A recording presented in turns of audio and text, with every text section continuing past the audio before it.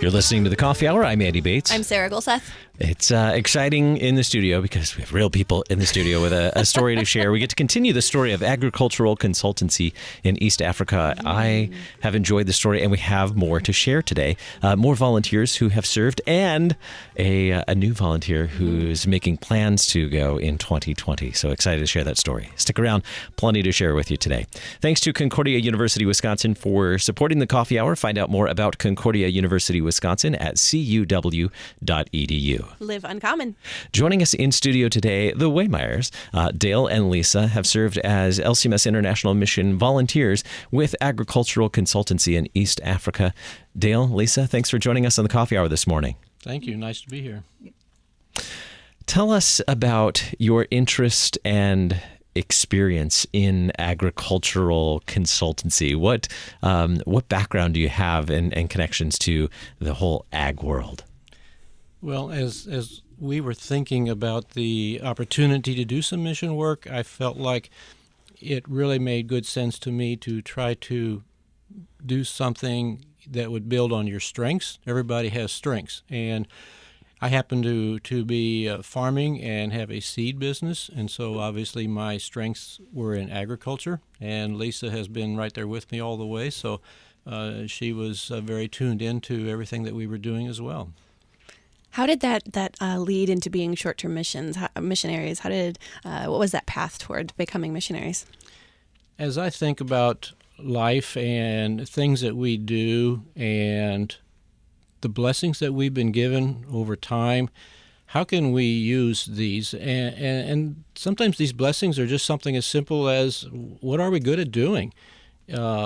And I just happen to be in agriculture, and so I started doing some homework on checking what the Lutheran Church would have available that I could use my strengths in some fashion to not only spread the gospel, but hopefully bring some value, some knowledge to help grow some other opportunities in this field. So that's kind of where my mind was. And then we typically, I guess, as I think about missionary, we think long-term, maybe a year, 2 years, 5 years. But all of a sudden this term short-term mission trip came to the surface, and this is very different.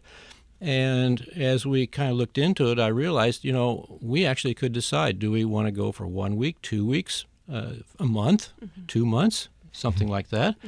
And that creates a lot of opportunity in our schedule to try to make a good fit there and plan something. So my interest took a new level at that point, realizing that something like that was available through the church. Mm-hmm. Yeah. And we've talked a bit with our other guests about agricultural consultancy, what that actually looks like, what that means. But Lisa, tell us a little bit about, from your perspective, agricultural consultancy and how that fits in with being a missionary.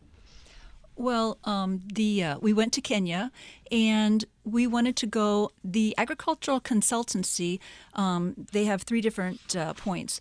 It's basically to spread the gospel, to train the church members how to better feed their families on their very small acreage farms, and to also build relations between the LCMS and the Lutheran diocese, the parish areas in the country that the short-term missionaries are assigned to. So those are the 3 points of the agricultural consultancy, and that's what we kind of went in there for. Mm-hmm. So once you knew that this was what you wanted to do, how did you start making plans to serve as short-term volunteers?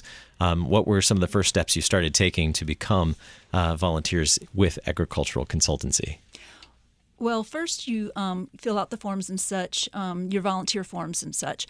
And then we were put in contact with Krista Young. She is the volunteer coordinator for East Africa in the LCMS, the Office of International Missions, and she gives you the different, your reading requirements. There's books to read. We also had a Saturday where we spent with the missionaries and did a lot of training with them, and just so excited to hear their stories and have them talk about their past experiences with the mission work. It was just fabulous, and there's documentaries to watch, so they do prepare you quite well for it. Leave it to the DCEs to give you homework to prepare. That's great. Way to go, DCEs, for being educators and helping us prepare. How did that homework those assignments that you received, how did they help prepare you?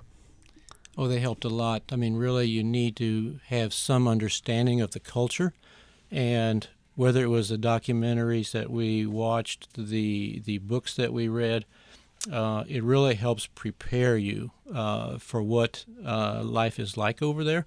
And so then when we did get there, there wasn't the big surprises. And we said, "Oh, I read about that. I've seen that, on a documentary or something like that," and that's very important, I think, so that you can focus on what your intent was when you get there, rather than trying to figure out different things that I didn't know about this or didn't know about that. Mm-hmm. It really is a very vital part of the program. Yeah, that helps when you have some cultural background, so you're not blindsided by things that you wouldn't even think about with these cultural differences going overseas, especially when you're going to help people. You don't want to go in thinking you know everything about somebody else when you might not. Well, and just a simple example, which we didn't know, but we were prepared for it as a husband-wife team. They tell you and prepare you that in public, you really don't physically touch each other, so to speak. You don't hold hands, you don't put your arm around each other, things like that, but you're seen together. And that's an important little factor. If you didn't know that ahead of time, you could really put yourself in a situation where this isn't what I wanted to have happen. Mm-hmm. Sometimes just simple things like that. Yeah, that's great. Tell us about the people you were able to serve with.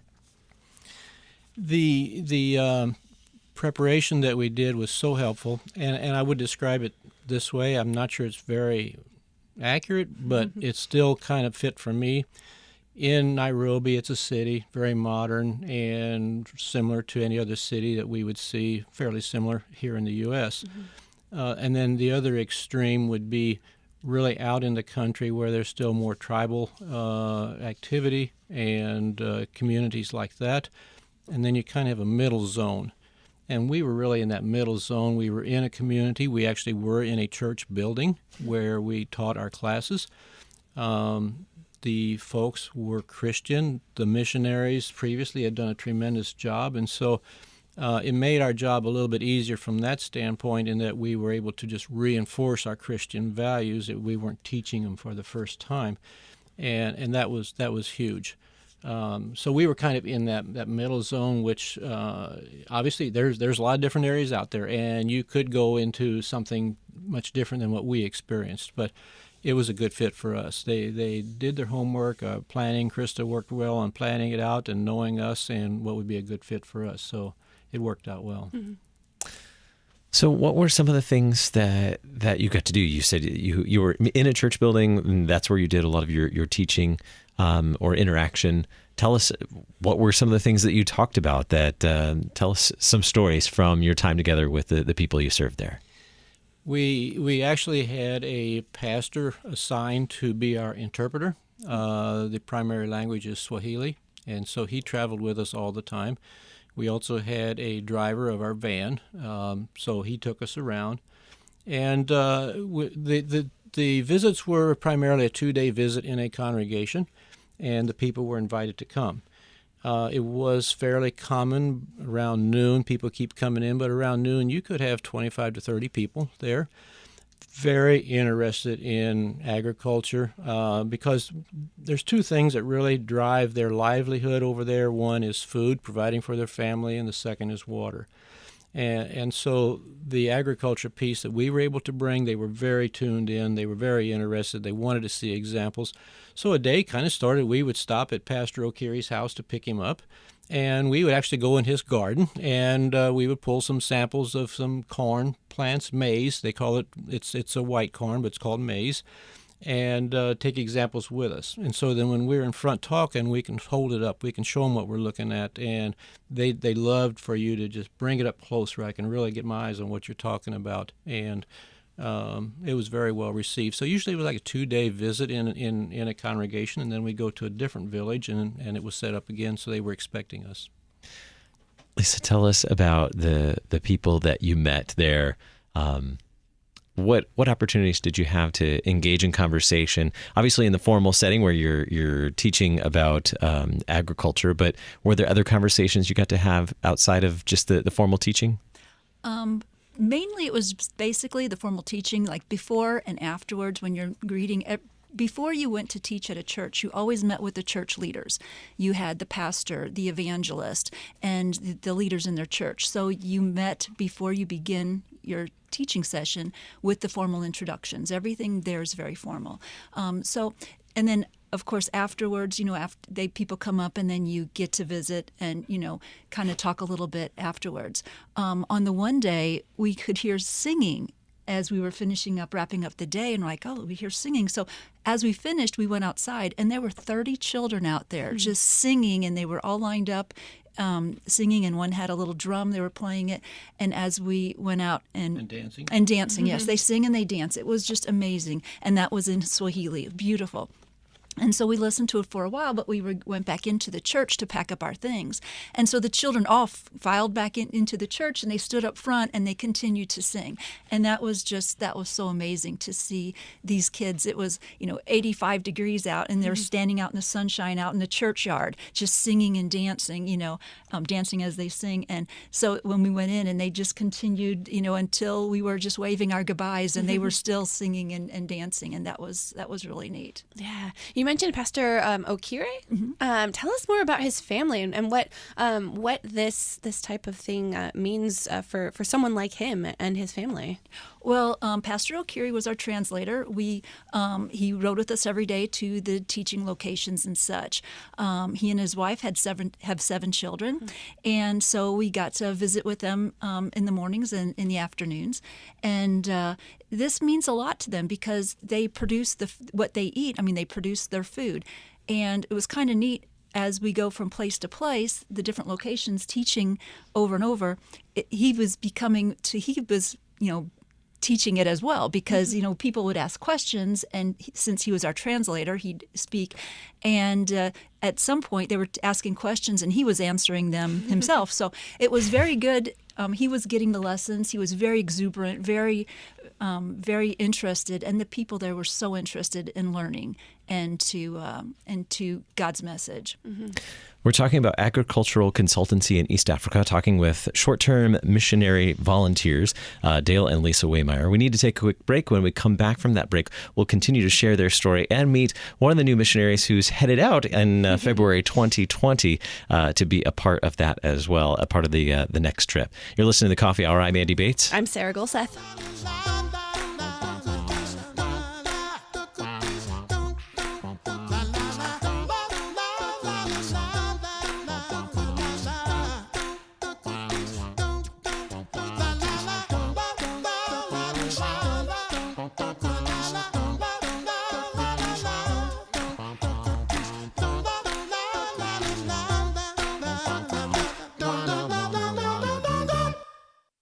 You're a miracle. You know that, right? A living, breathing, one-of-a-kind miracle. You were created to stand apart, to share your gifts in the service of others, to make an uncommon impact in a common world. And at Concordia University, it's our mission to help you do that, to live uncommon. To learn more about Concordia, go to cuw.edu.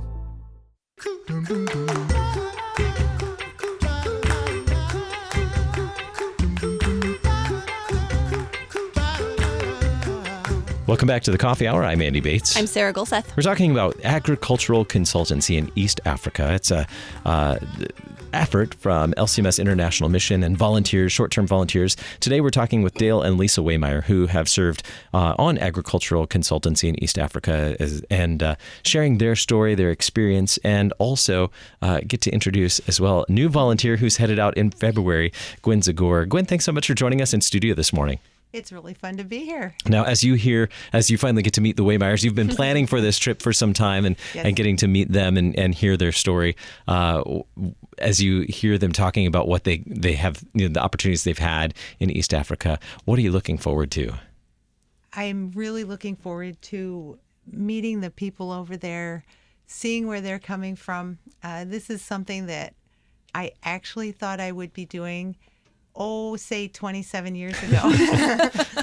When my husband went to seminary, we actually thought he was going to be an overseas missionary. We spent 27 years of his career in Michigan. which was very awesome. Those people are our family. And this opportunity kind of fell in my lap when I got to go to the fall conference with my husband last November in San Diego and met Pastor Shawan Trump, who's the regional director for East Africa. And he introduced me to this whole concept of agricultural consultancy.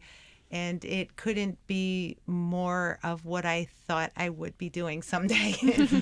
And you just happen to have a degree in what? Natural resource management and the minor in soil science. Oh, well, that sounds perfect. So what an exciting opportunity to get to use all of those things. Yes.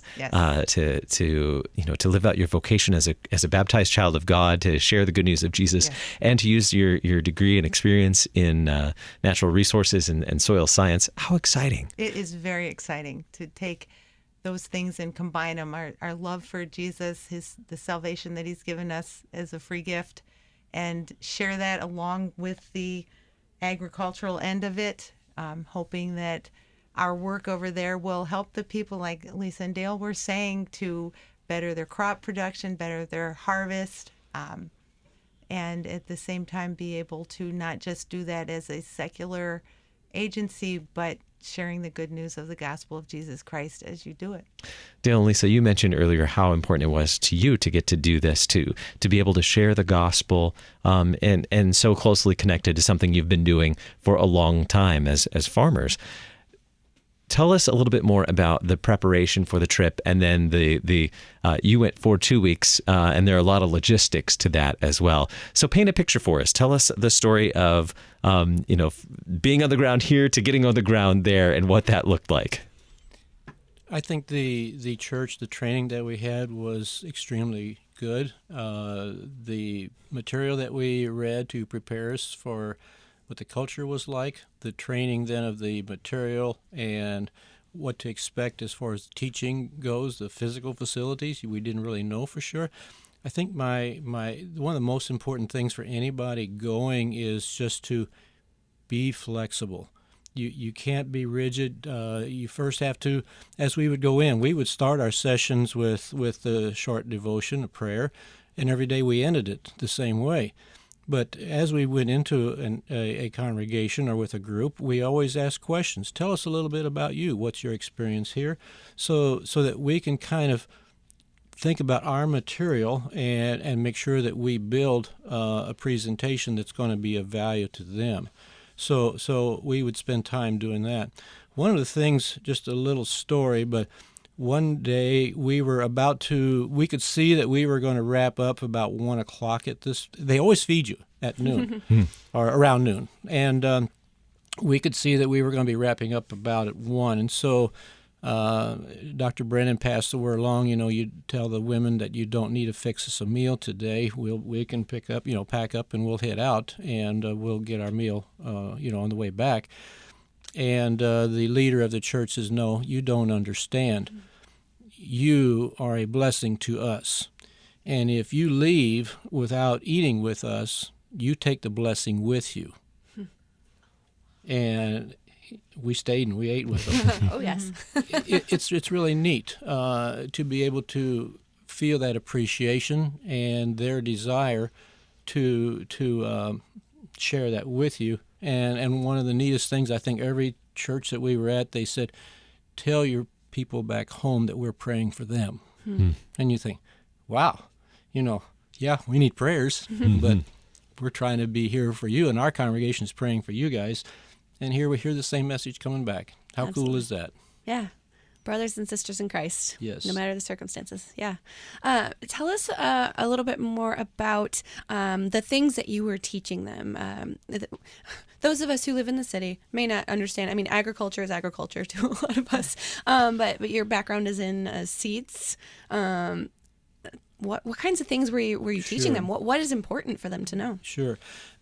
First of all, you have to realize that because of tradition and history, their land ownership on each family keeps getting less and less. When there's a marriage, the father is obligated to give the son some of his ground, and this is a very old country. So over time, their ownership has gotten less and less. So we're a lot of the folks that we were dealing with had maybe a half acre to 1 acre. Is all that they own, and they had to utilize that to provide food for their family.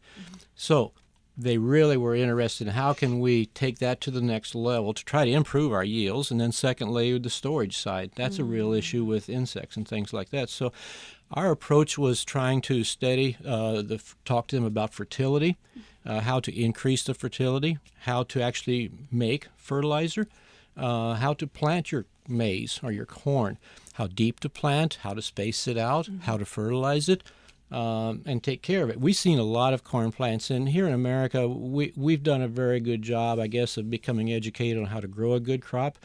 But when we see corn that's as tall as I am and it's tasseling and there's no ear on it, that's a bad day because that plant has obviously taken up space in the garden, but it's not created any food. So trying to help them understand how do you get that corn plant to put that ear on it. And then the other piece of it is there's a real storage problem over there with insects getting in the harvested corn. We actually had a bag with us, and we found it actually in a village, so that was a great day. Purdue has developed, they call it a pick sack. It's actually 3 bags in one. So you put your corn in a bag, and that goes in a bag, and those 2 bags go in a third bag. And by doing that, they've really been able to increase the shelf life and the ability to keep weevil and insects out of the grain. Because even if it was common, if we would ask them, how long does your supply last, it wouldn't last a whole year. And then secondly, they could lose a half or less. Actually, even though it was harvested, it got lost to insects. So that was really a powerful message for them, too. So we really talked about trying to increase the yields, how they do that, how to store it, and that sort of thing. Yeah. I'm fascinated. I know, I am too. Now I want to know the rest of the story. Lisa, you look like you have more to add to the story. Well, I do. They were talking about insects, and they're talking about, okay, we put our seed, our corn, our maize into this bag, and then all of a sudden we've got bugs. Where do they come from? So we're talking about Dale and Dr. Bremen are describing, weevil and talking about it. Well, we had picked up a couple ears of corn the day before, and as they were talking about it and talking about how the weevil gets on there, lo and behold, I call it a God moment. I mean, there was actually a weevil on this ear of corn. So then the guys could take it around, and everybody wanted to see. If you show it to one person, you show it to the whole group. And so they got to actually see this bug crawling in there, and the guys were explaining, what the weevil does and how he lays the eggs, and later on it hatches when it's in there. So it was kind of really cool that they could actually see, and they were being given, a living, show and tell with that. So that was kind of neat. God provides little, tools for us to continue the story, and right there it was really cool. Now you're planning to go back. Is this correct? Are you going back? We are not going back this next year. Actually, after this trip, we have been added to the team of U.S. Should I call it mission trip planning and development. There are so many people that really need to be touched and spent time with over there. And so my mind takes me to thinking, how can we expand this? And so working with Delano and Linda, they've done a fantastic job over the years. Dr. Brennan done a fantastic job. We're all on a team now, and we are developing more curriculum and, having things put in Swahili language and trying to figure out how can we teach more people. So right now that's kind of got our focus, and I think if we can be successful in that, maybe I reach more people than actually being over there. But we will see how time goes and how our schedules go, and we'll go from there. Sure. Still greatly involved in the mission, still serving, and greatly involved. Gwen, now that you've heard their story, what do you picture? What are you looking forward to in terms of, matching your, using your soil science background and all of your education?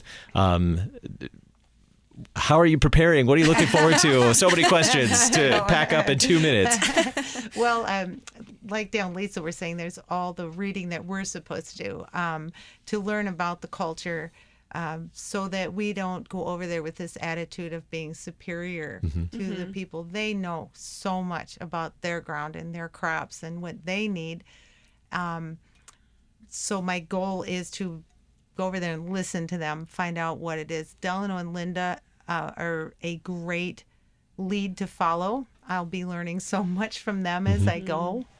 I think the first few days, and Del and Lisa can tell me, I will be doing more listening than I will talking to find out what it is that they do need to hear, and how to give them the knowledge they need for that area. I will probably be in several different areas. Dale and Lisa were there for about a week on the ground, right? And I'll be there longer. My whole trip is almost 3 weeks. So we'll be in different villages, and they're going to have different issues. There's also, besides the weevil problems, there's weeds in their field. There's one particularly called witchweed that's actually a parasite on the corn plant. There's some ways that they're trying to get them to integrate other crops that actually kill the witchweed. They plant a lot of corn, which depletes the soil of nitrogen. So they're encouraging them to plant legumes that actually put nitrogen into the soil. There's so much. I'm not sure where I'll be and what it is I'll be needing to teach. So I'm hoping I probably won't know that till I'm on the ground. Sure. Well, listeners who want to support the agricultural consultancy in East Africa, you can call the donor care line, and that's 1-888-930-4438, 1-888-930-4438, and you can pledge, you can make a gift to support the agricultural consultancy in East Africa so that we can continue to support our brothers and sisters in East Africa and help them learn the great skills that they need to support their families. Well, thank you all for being our guests and for sharing this story. We'll also share information in the program notes about how to contact Mission Central as well if you want to make a gift that way as well. We'll share those in the program notes with the on-demand audio on our website. Yeah. Thank you so much for being our guest today. Dale and Lisa Wehmeyer, thank you so much for your service as volunteers and for being our guests on the Coffee Hour. Thank you. I'm really glad to be here. Gwen, thank you so much for being our guest, and God's blessings on your preparation and your service. Thank you so much. I'm Andy Bates. I'm Sarah Gulseth.